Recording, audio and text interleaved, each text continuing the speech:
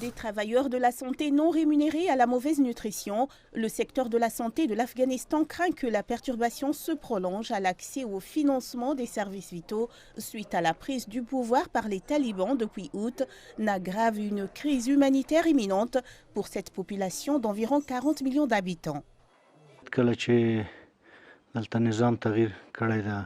Nous sommes aux prises avec de graves pénuries de médicaments.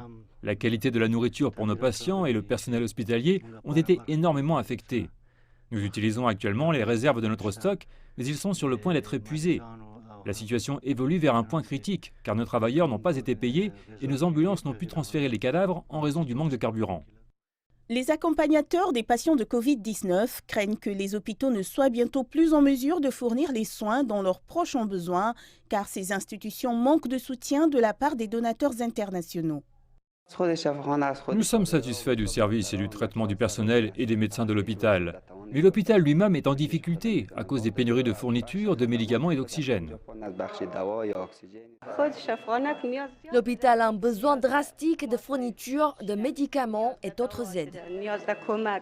Depuis ce mois-ci, l'Afghanistan a connu près de 156 000 infections et plus de 7 200 décès depuis le début de la pandémie l'année dernière. La crise dans les hôpitaux a incité la plupart des patients infectés par le coronavirus à recourir à des remèdes locaux. Il y a beaucoup de patients ici, mais un grand nombre ne vient pas à l'hôpital parce qu'ils ont entendu dire que nous n'avions pas assez de moyens. Depuis la prise de pouvoir par les talibans, les États-Unis ont gelé les avoirs étrangers de l'Afghanistan et l'aide internationale pour tenter d'empêcher l'argent de circuler entre les talibans.